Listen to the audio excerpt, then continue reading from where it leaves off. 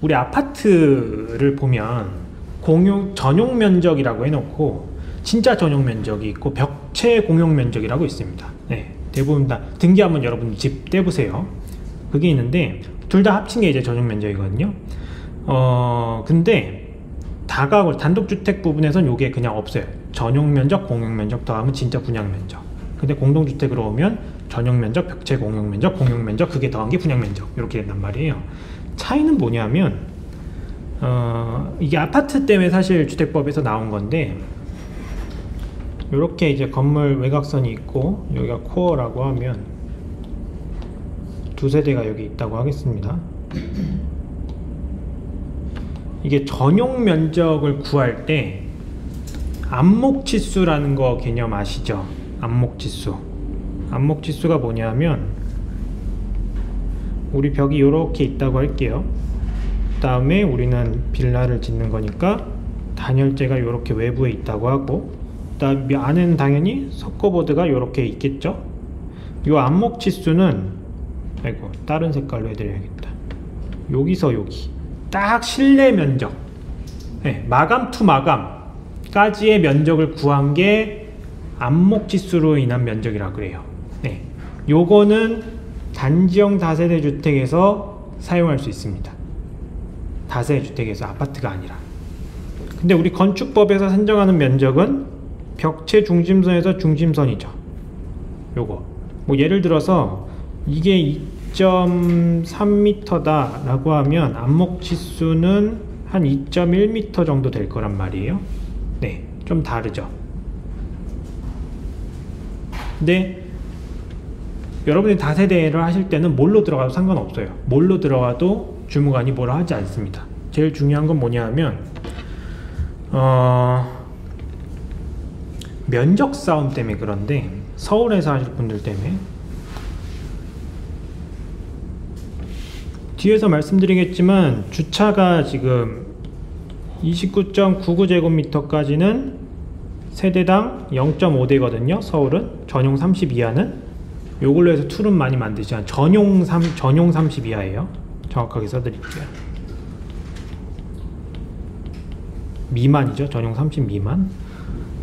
근데 요 전용 안의 면적이 진짜 전용 면적과 벽체 공용으로 나뉠 수 있단 말이에요.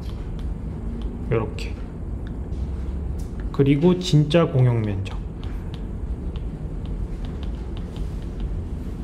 요렇게 나뉜단 말이에요. 요게 결국 분양 면적이거든요. 자, 그러면 저 29.99를 맞추기 위해서 발코니 확장 최대로 하고 하면 굉장히 계획이 타이트해요. 그래서 여러분들이 도무지 뭐 이거 하기가 너무 어렵다 라고 하면 전용 플러스 그냥 단순히 공용으로 넘어가서 요거를 분양 면적으로 산정하는 게 아니라 어차피 주차 대수는 얘만 따라가니까 요 전용 면적을 전용과 벽체 공용으로 나눠주세요 라고 건축사한테 요구할 수도 있습니다. 네. 왜냐 이렇게 되면 29.99짜리가 전용이 한 27.5, 그 다음에 벽체 공용이 2.4제곱미터죠. 이렇게 되거든요. 그러면 2.4제곱미터가 남잖아요. 지금 전용에서. 네. 그만큼 얘를 더 크게 만들 수 있다는 겁니다. 요걸 더. 조금 개념이 어려워요. 그래서 이렇게 해서 주차를 푸는 방법이 하나 있고요. 세대 계획의 합리성이나. 제가 수업에서 늘 말씀드리면 레이아웃이 제일 중요하거든요. 근데 29.99짜리로 좋은 레이아웃 만들기 되게 어려워요. 그걸 극복하는 방안 중에 하나가 벽체 공용 면적, 전용 면적을 진짜 전용 면적과 벽체 공용 면적으로 분개시켜서 전용 면적을 다운시켜 버린 다음에 그걸 다시 면적을 늘려서 레이아웃을 좀 좋게 하는 거가 하나 있고, 그게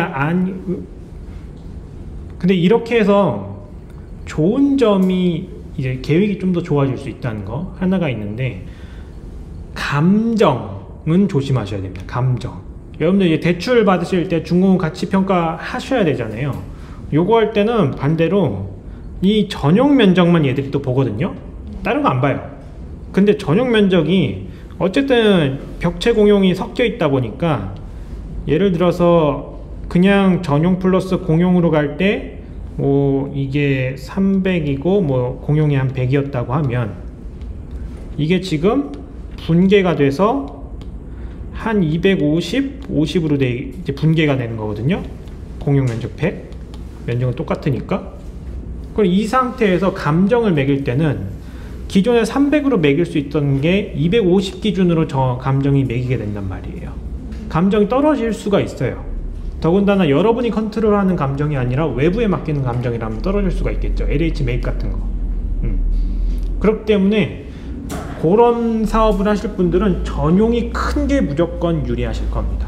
그래서 요거는 선택으로 들어가셔야 돼요. 어차피 20세대, 30세대 넘어가실 분은 그렇게 없을 거기 때문에 내가 뭐가 더 유리할지 면적표 단계에서 짜고, 그거를 이제 보존 등기할 때 면적에 건축물 내장 올릴 때 그 면적으로 넣어야지 잘 생각을 하셔야 됩니다.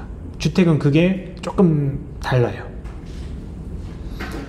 그래서 계획에 문제가 없다 그러면 그냥 전용 넓힐 수 있는 건축법상의 면적 산정으로 가고, 계획이 좀 더 좋아야 된다 라고 하면 주택법상에 있는 면적 산정 기준으로 가면 된다, 이렇게 보시면 됩니다. 개념이 조금 어려워요. 그냥 그런 게 있다, 이렇게만 알고 가시면 됩니다.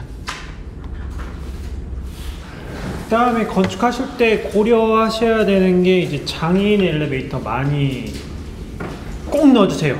네, 약간 기본값으로 요새 많이 오시더라고요.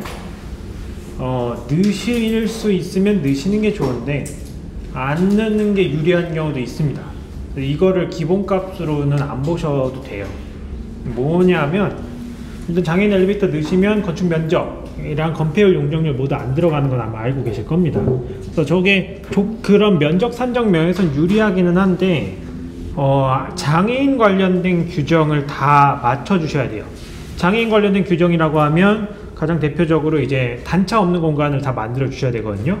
자, 휠체어가 갈 수 있도록 다 만들어 줘야 돼서 뭐 조금 레벨을 좀 층간 레벨을 좀 조절하거나, 아니면 휠체어가 또 이동할 만한 복도 공간 면적을 또 할애를 해줘야 되기 때문에, 법에서 어떻게 본다면 인센티브를 제공해 주는 그만큼 추가적인 공용 면적을 계획을 해 주셔야 되는 거예요.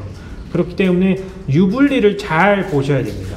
그렇기 때문에 꼭 디폴트 값으로 장애인 엘리베이터는 꼭 안 들어가셔도 상관없고, 만약에 이게 너무 작은 필지 같은 경우에는 그냥 안 넣는 게 제일 나아요.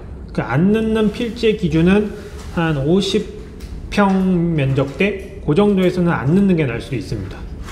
왜냐면 이게 사이즈가 최소 12인승부터 나오거든요. 12인승. 그렇기 때문에 12인승이면 꽤 커요. 이 엘리베이터 피트가, 이 피트통 요게 1900에 2400부터 들어갈 수 있거든요. 그리고 작지가 않습니다. 그렇기 때문에 요거는 선택적으로 잘 보고 하자.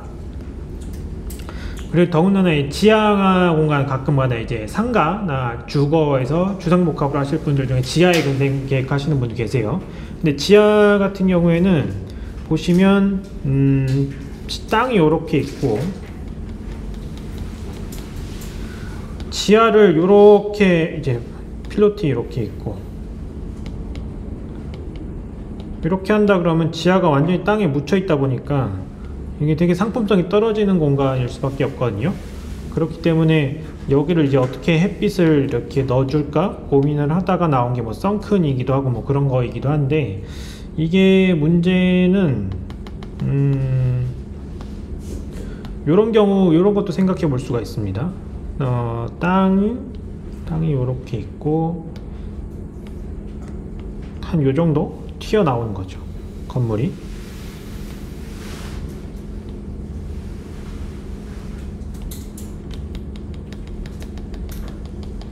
예, 요렇게.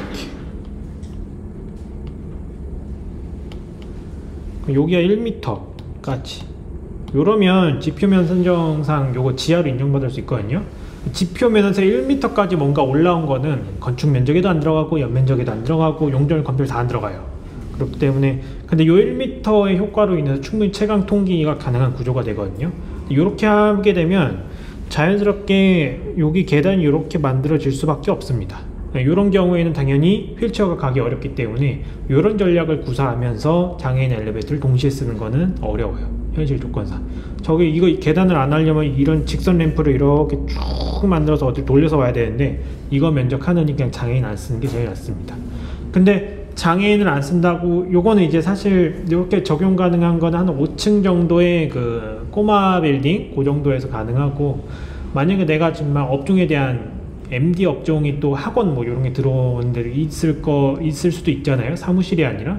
그런 경우에는 또 그 다중이용 업소에 대한 규정과 각각의 용도별로 요구되는 시설을 맞춰줘야 되기 때문에 또 장애인을 써야 되는 경우도 있습니다. 근데 기본적인 건축의 측면에서는 요거는 선택이다라는 것만 잘 알아주셨으면 좋겠어요. 요게 과연 근데 이제 진짜 건축이 좋은가, 그 채광 통기면에서만 봤을 때 요 1m 올려두면 그 공간이 정말 달라지기는 합니다. 네, 딱 그것만 올려도.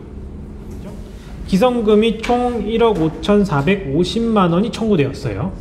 그러면 성급금을 지금 10%로 줬기 때문에 여기서 1억 5,450만원에 대한 10%를 공제하고 1억 3,905만원만 주면 되는 겁니다. 요게 기성집행의 대조건이에요. 대조건. 아시겠죠?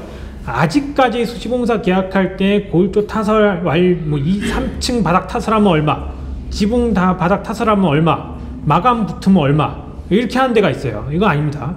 정해진 월에 기성 한 번씩 줄게, 이렇게 간다 라고 해야지. 그렇게 하면 너무 분쟁의 소지가 많아요. 계약서를 작성할 때는 반드시 그 명확한 시점, 이건 한 달 단위로 명확히 돌아가잖아요. 그렇게 하시는 게 맞습니다.